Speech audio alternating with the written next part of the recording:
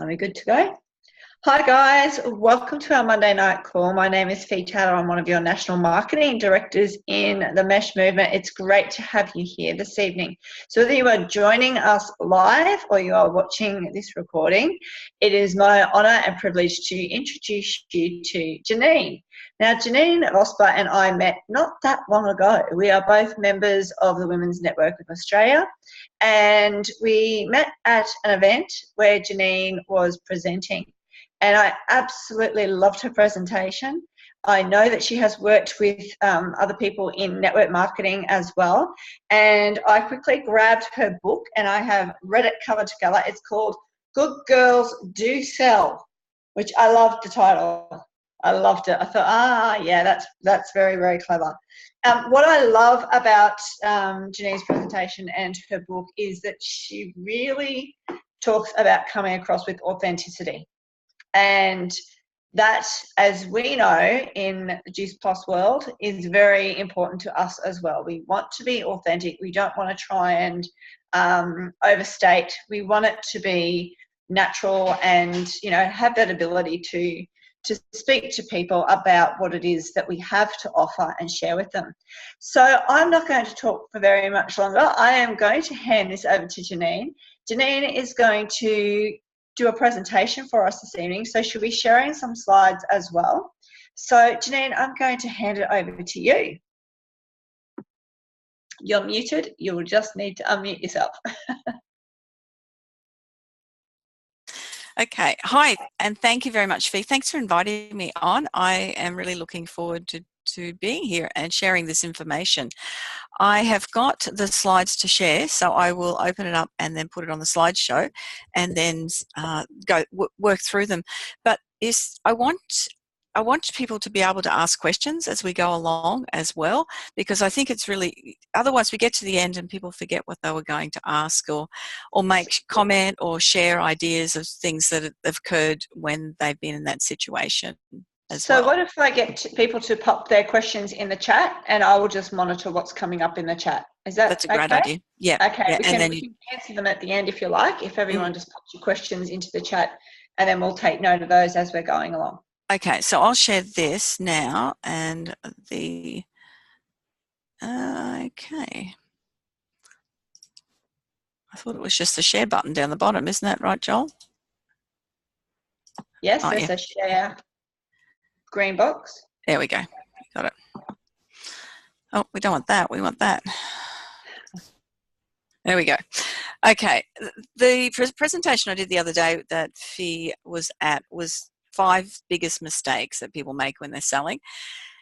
And I know when you often get into your own business, and particularly in multi-level marketing, you've usually got in because you really like the product, but then you actually have to sell it. And it goes against the grain for a lot of people, and they feel very, very uncomfortable with that.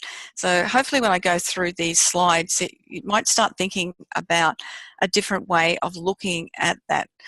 And I'm going to challenge you on some of your thinking as well. So we'll get started. I just want to check in that there's problems that people have all of the time. And this is one of the ones that I see a lot in sales. You've been talking and talking to somebody, and you actually think that they're ready to go, they're ready to join you, they're ready to buy the product.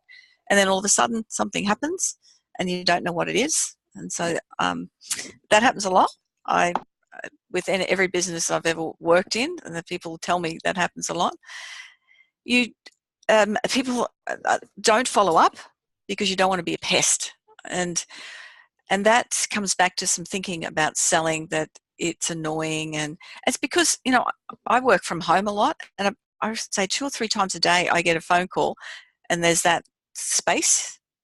And as soon as your wall goes up immediately because you know that it's going to be somebody from Telstra. It was the NBN today, but it was the Indian accent, and it was obviously it was a spam call, you know. So our blocks go up straight away, and that's what most people have, an automatic no, and that's what being authentic and building relationships, that's what you need to do, is get through that automatic no.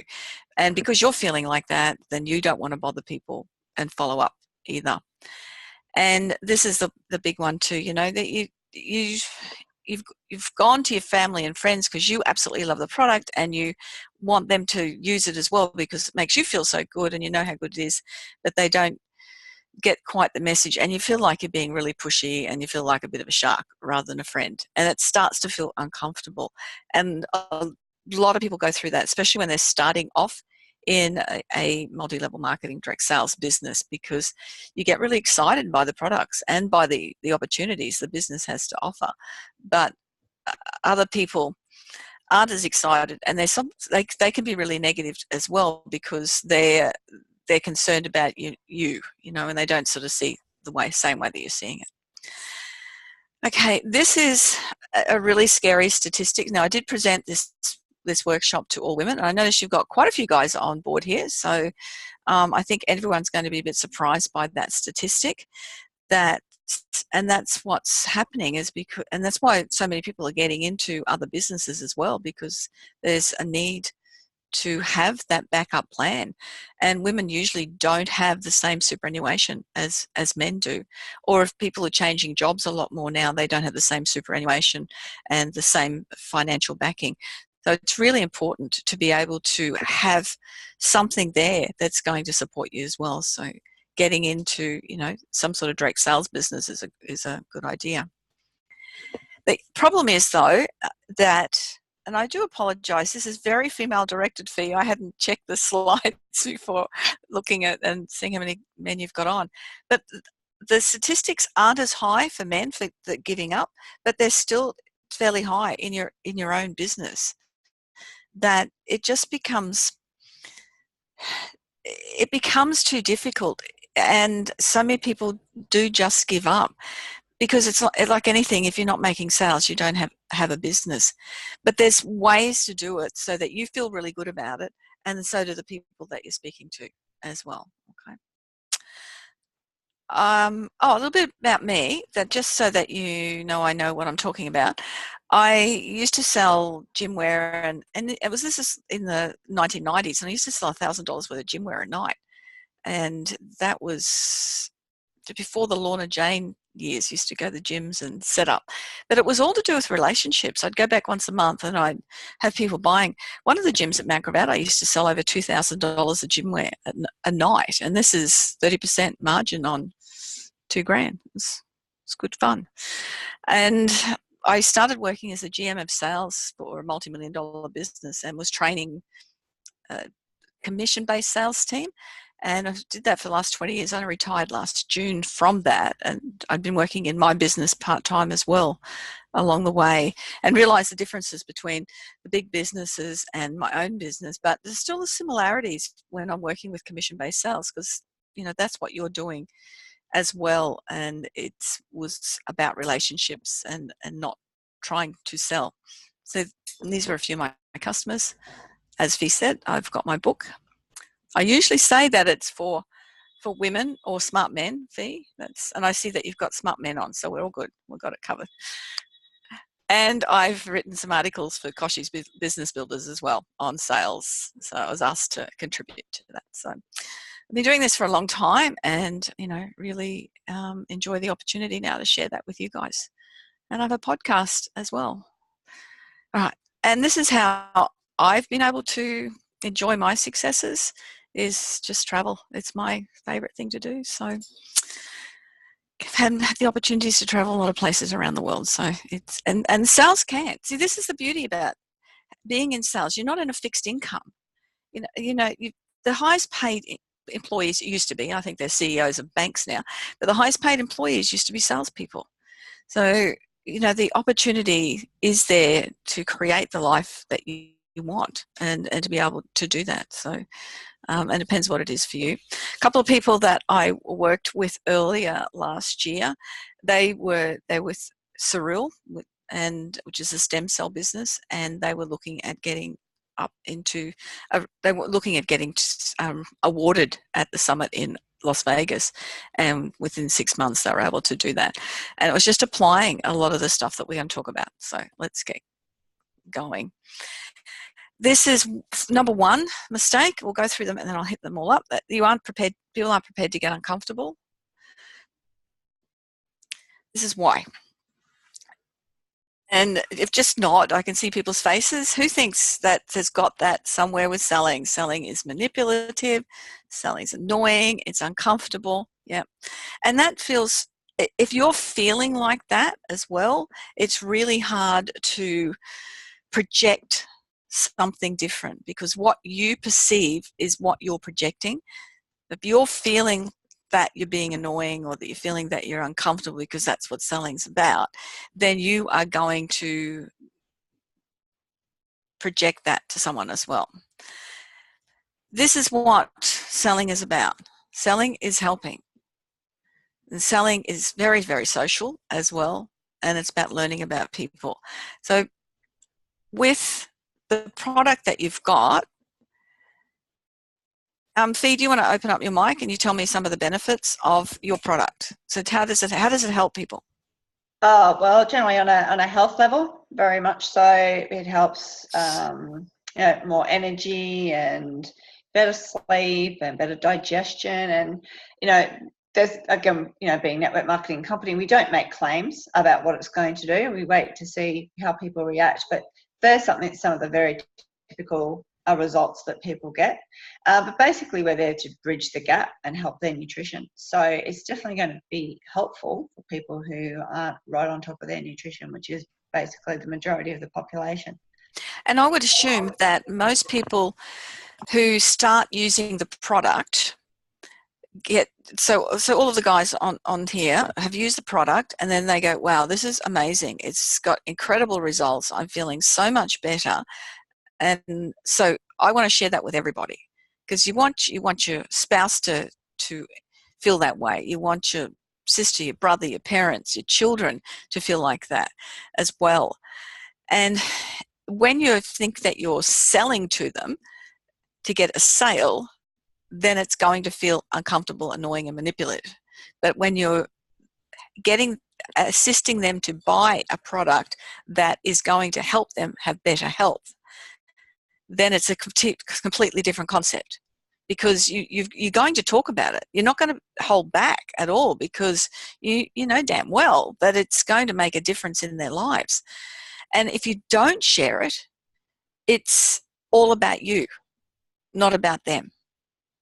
I just want to check what the next slide is as well. Yeah, it's so if you're, most of the time when I ask people, say, why don't you go and cold call? Why don't you go and speak to people?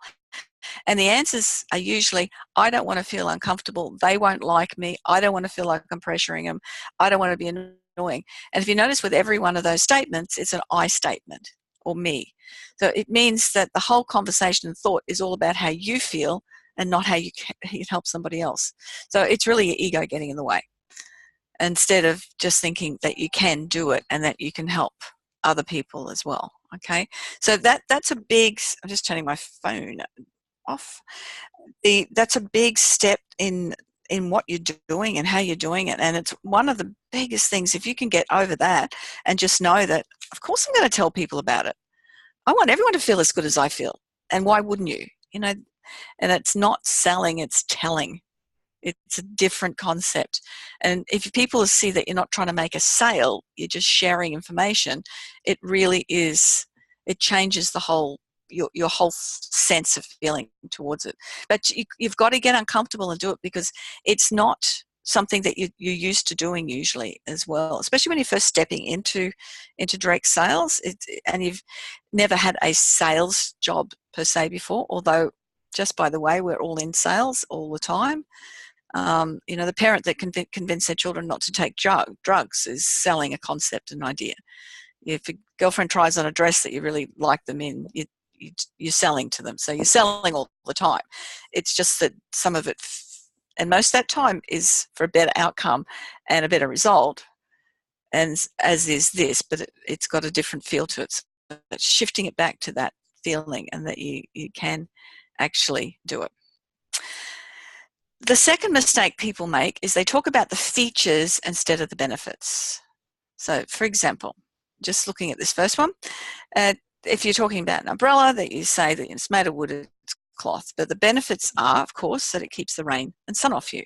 When people, I hear this all the time, I go to a lot of networking events, and people get up to pitch And when they do, they usually talk about the features of the product and not the benefits.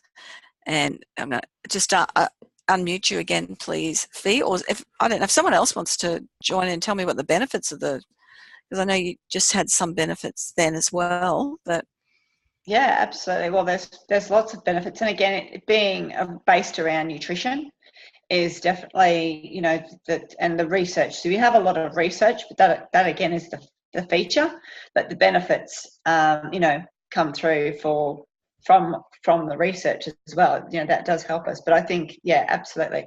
I think it's very much for us about sharing our stories, and, you know, relating to people, but listening, of course, to find out what's going on with them so that we can explain which benefit may actually suit them, whether it's the parent with the fussy eater or someone who's got a chronic illness, who's looking for, you know, better nutrition. So yeah, I totally agree with you there that we definitely need to be talking about benefits. I really like that you added the bit in about the story as well, because that's, if you get the opportunity to pitch, you know, at an event when they say you've got your 60 seconds to get up and speak about the product, is to weave a story in it and weave your own personal story or weave a client's story through it. And that way you can talk about how the benefits worked for them. But often people don't go far enough, deep enough down into the benefits as well. So just, you know, for the example, looking at this umbrella and the rain and the sun. So that's a pretty obvious benefit. So your obvious benefits might be that you have got, you know, a fussy eater, like you said, so that they've got the nutrition. But what benefit then is that to the parent? If the fussy eater is, they don't have to push food at them all the time, that they know they get the nutrients. So then what benefit? So then again, you ask that question, well, what's in it for me being the customer? So meaning that instead of all that drama over dinner every night, that mother can just relax, know that they'll eat what they either eat it or they don't, but they've got a backup plan to make sure that they've got the nutrients. And it's not, and the other thing is, you know, that the other parents aren't going to look badly at them because the kid's a weedy kid or something. You know, there's a deeper level of benefits than just that helping the child eat the food. And that's what the stories are all about. And that's when you're telling a story, to add that emotional component into it as well. So if you were, you know, introducing yourself, if I was introducing myself, I'd, you know, say, I'm Janeen, my business is Juice Plus. The product's got amazing benefits, but I just want to tell you about the story about this mum. She was just so overwrought because her kids wouldn't eat. And so every night became an absolute battle with the food, and it just caused so much trauma in the house. I know she said her husband didn't want to come home. There's just all this drama. But when she started on this, that she knew that the child was getting that extra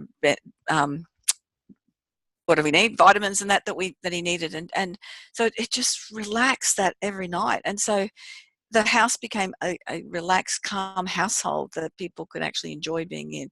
So you can see how you not tell a story, but really tell a story and really get down deep down into those benefits. And when I've done this exercise with people, I've gone, you know, 5, 6, 7, 8, 9, 10 layers down. So what? I'll say, you know, that'll help the kid. So what?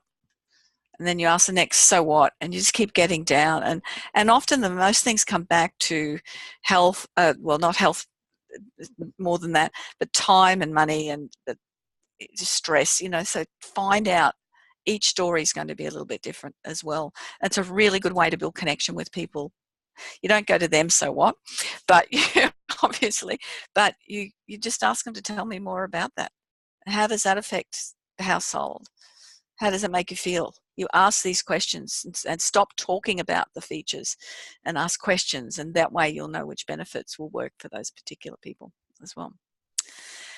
The elephant, there's always an elephant in the room, and people tend to ignore it because it just seems a lot easier at the time. Now, I don't know whether we talked about an elephant in the room for your particular product the other day. I've got, for an example, I've a lot of people will say with their own products, and they think that people think they're too expensive. They think that people think that they don't know what they're talking about. They think that people think that they're not educated enough. They think that people think they're too old, or they're too young, or they don't know, so that it's what our perception is what the elephant is. It may not be real, or it may be real, but people tend to dance around that. So is there anything that you can think that, I'd love some comments on that. Definitely objections around price. That comes up a lot. There's lots of objections, but I think, it's so true that it is actually our perception rather than the actual truth. Christine's popped in that I can't talk about it too much because I'm not a health expert. I mean, so that's definitely another one that comes up. That people don't want to talk too much about it because they have that perception that they're not qualified enough. And if people want to put things in the comment, when we get to the end, I'll give you some ways to avoid those other particular ones as well. But we're thinking about the so it's too expensive. So what I often get people to do is they lead with the elephant. When you've been talking to somebody about the particular product and they're interested, you just lead with the elephant and say, when I'm talking to people, look, it's automatic. The first thing people think about is how much is this going to cost me, and what they are is amazingly surprised at how the value and the benefits far outweigh the cost. So you lead with it because you put it out there, and it may not be a problem to that person. You don't know. I'm sure that you've all been really surprised at times where people have just gone and bought a bulk load of stuff, and they're the ones that you're thinking that price might have been an issue. So you don't know what people are thinking. It's just it's often your perception of it rather than the actual fact. Well, it is your perception of it. And there's a few here. They think I'm too expensive. They can't afford to pay the cost. They aren't in a hurry. It's interesting. I get a lot of men say this one. A lot of the women say I'm too expensive and I am not educated enough or don't know enough about them. But I get a lot of the guys sort of saying, oh, they're only going to be tie kickers anyway. Someone else might have a better offer. Someone else has got more skills, experience. So if you're going into a sales conversation and you're thinking, oh, they're not going to buy anyway, they're just a tie kicker. Well, then guess what? That's usually what happens because perception is projection. So thinking about, for you personally, what is that elephant and why you think people won't buy from you? Because if you know what you're thinking, then at least you can address that as well, because it may not be the other person's problem. There's 3 reasons that they won't buy from you, really. They just don't need your product. That's one. Yours is a type of product that probably most people need, but they just don't need it. I have a story. I went to buy, we went where we go? Norway in winter, minus 30 degrees.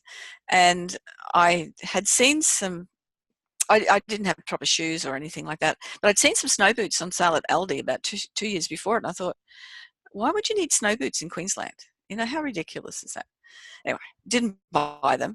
Went to Norway. My feet froze. I came back next winter. Aldi was selling snow boots. I now have a set of. I got snow boots. I haven't worn them since, but I created my own need for my own product. I've got these snow boots. So, but sometimes people just don't need the product and maybe don't need it at that particular time as well. You'd be really surprised sometimes. You've probably found some people have it's not the right time for them to buy or to get involved in the business, but it is down the track. And all you can do is be there and let them know. Because one of the worst things that feels the worst is if you haven't let people know and then all of a sudden you find out that they've gone into another direct sales or another MLM. Everyone's had that happen to them at some stage. Hang on, I was talking to you about this one, but obviously not enough. They don't trust you yet. This is a big thing, and this is where you get the opportunity through social media and to turn up at events, is to build trust. You don't make sales on social media, but you get to build trust, and people get to know and like and then trust you as well.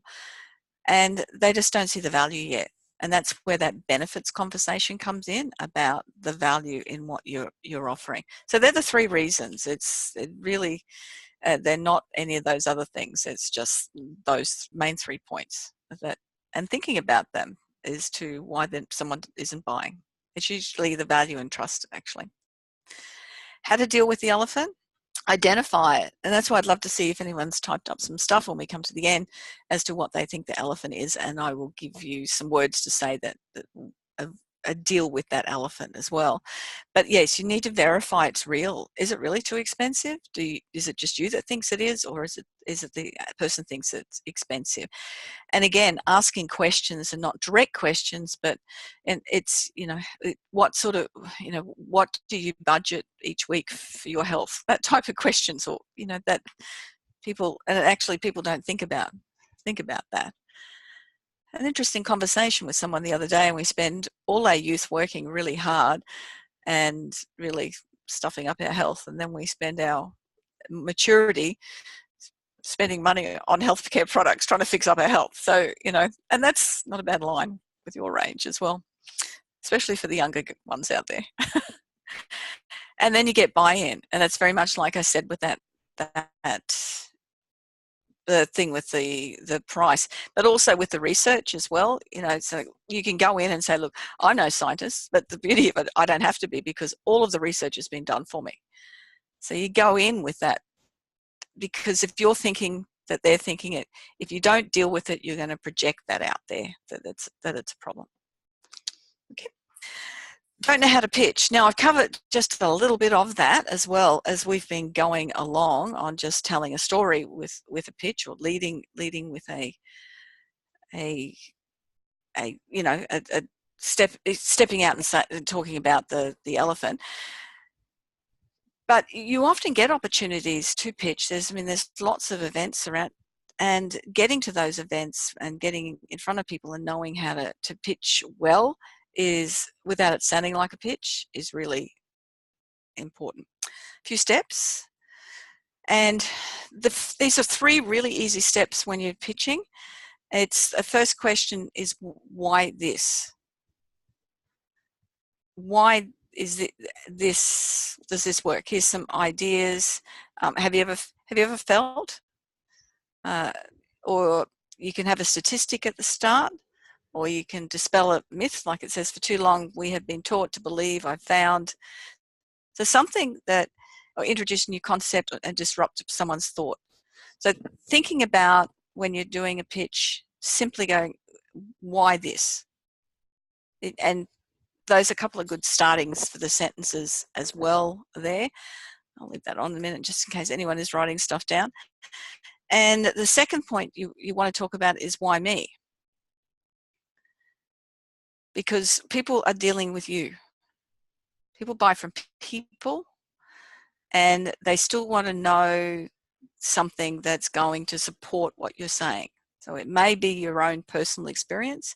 It may be, when you're talking about the business part of it as well, is to what you've achieved, where you've traveled to, what bonuses you've had, and that gets people interested as well.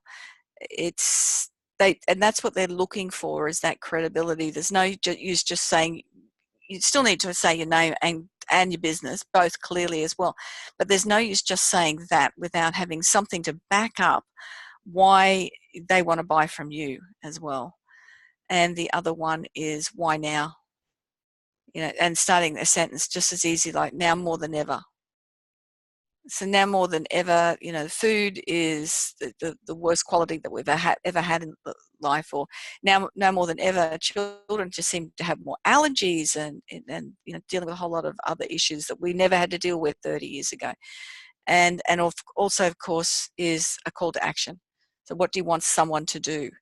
And if you follow this formula to write your pitch, then you can have something that's fluid, and it's flexible depending on the situation that you're in as well.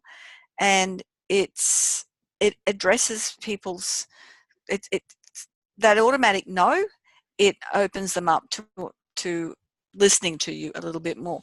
Now, any pitch that you deliver has got to be understood by a 12-year-old You don't want anything that's big words that you can't understand. The reason you want it to be understood easily is you want someone to be able to repeat it. That you want someone to say, oh yes, I know that person, and they can tell what you do and how you can help people as well. That's the two most important things. Should never be read, ever. I don't care how badly you pitch it live, never read a pitch, because it's got to be natural and it's got to be about you. And the more you do it, the more practice you get, the better you do it every single time. I've never done the same pitch ever at any time, but they all sort of nearly follow this formula, and it depends where I am and what particular workshop or something I'm pitching or doing that I'll change up the pitch as well. Okay. The fifth mistake that people make is they don't follow up.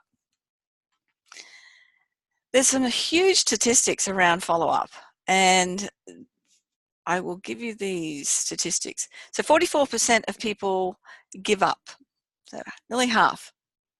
And I can only see a few people's faces here now, so those few people are nodding, yeah. They follow up, no, yeah. And it's, again, it goes back to that, I don't want to annoy people, but you're letting people down. Look, I figure with what I do, I really trust what I do is really beneficial to people and incredibly valuable to helping people build confidence in successful businesses. So I'm going to follow up until the cows come home, because I want people to have advantage of that. So it's not because I don't want to, of course you don't want to be a pest to people, but you want to give them the opportunity to make a decision, because when you see how long it takes people to make a decision, you'll definitely be following up. And the average person only makes 2 attempts to follow up. So that's, if you're average, you're making 2 attempts. Look at that. 80% of sales require 5 follow-up phone calls or more. So it's not just a phone call, it could be an email or whatever, but it's at least 5 times. So you've got to be able to do that well.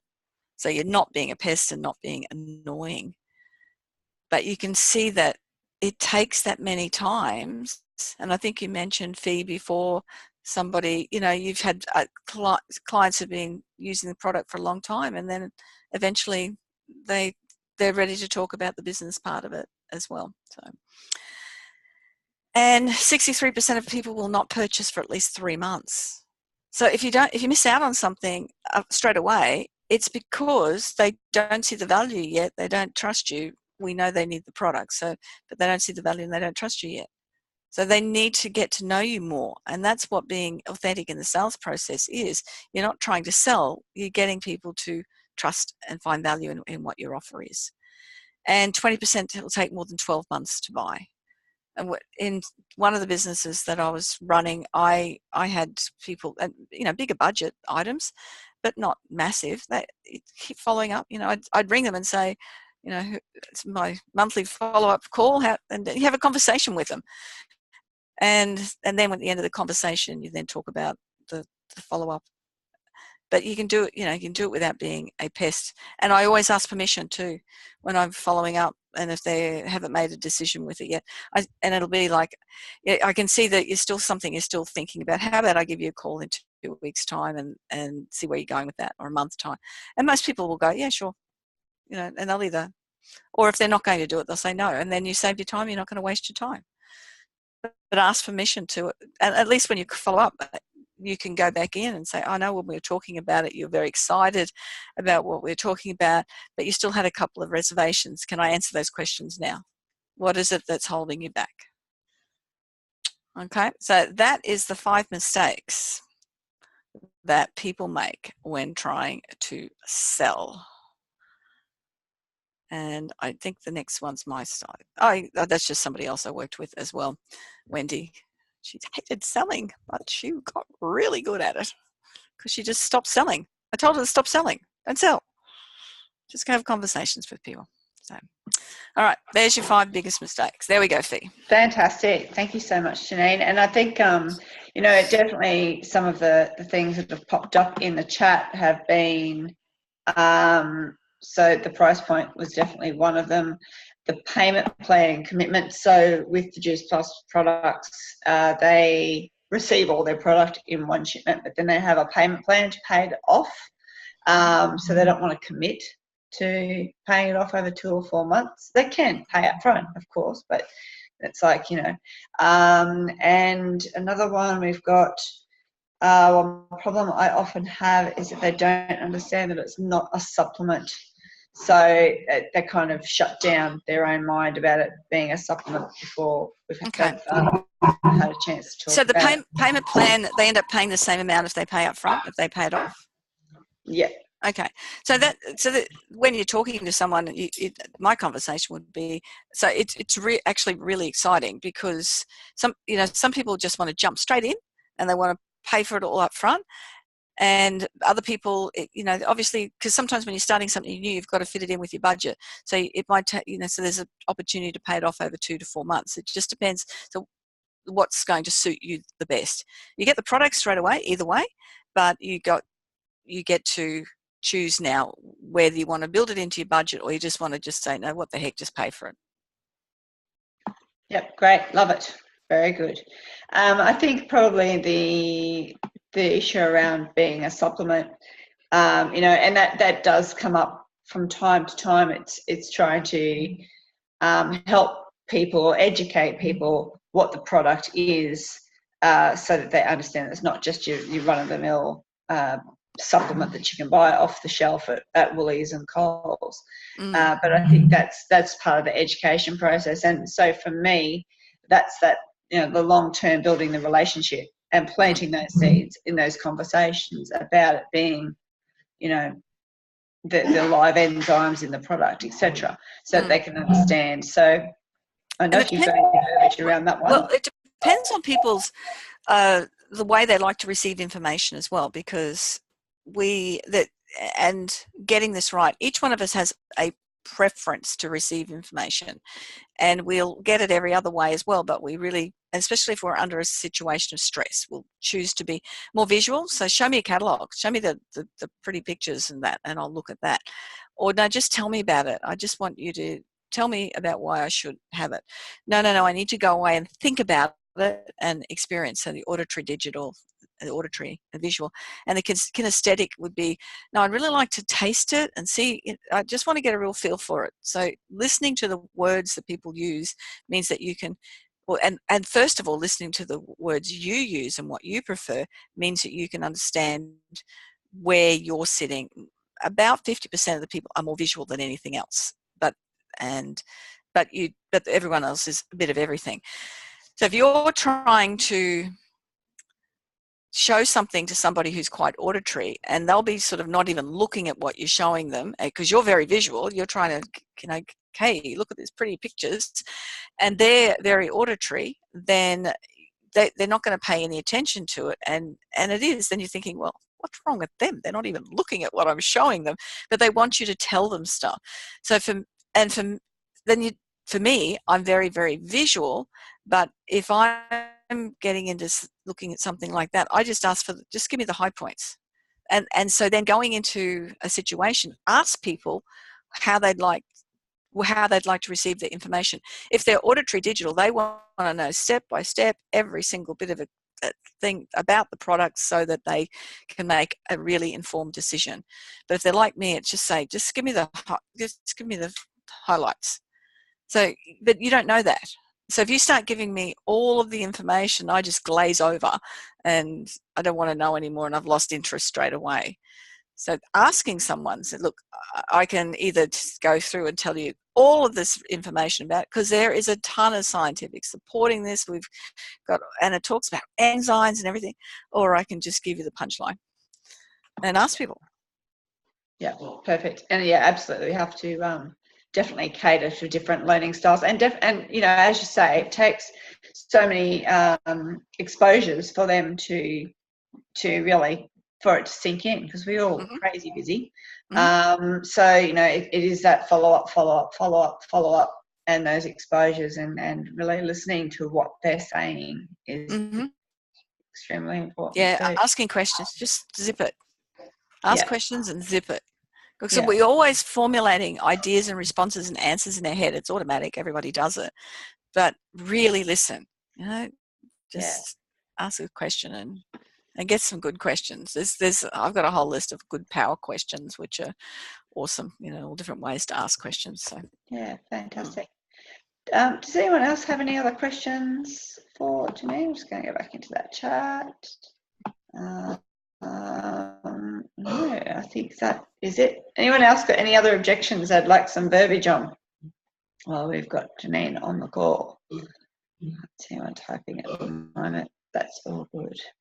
Very good. Well, I think that's pretty much a wrap from us. Janeen, thank you so much for spending that time with us this evening and sharing your experience and of course do you want to pop your website up? Have you got a slide there with your website on I've only got slides with the packages, I think so. Okay. Yeah, no worries. I haven't.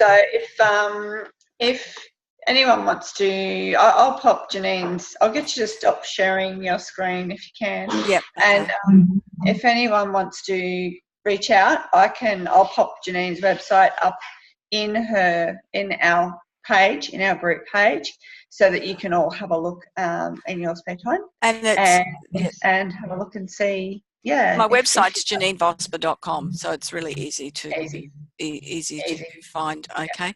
That's fine. Yeah, and I've got a whole lot of free courses as well coming up. So if anyone wants to jump onto them, fantastic, beautiful. And if this was a great read, actually. And as I said, what I loved about it was definitely I can see how our product and our business can weave its way in here because of the stories and the authenticity and that coming from definitely a personal perspective and building the relationships, which is all what we're all about too. So excellent. Janeen, thank you so much. I really appreciate it.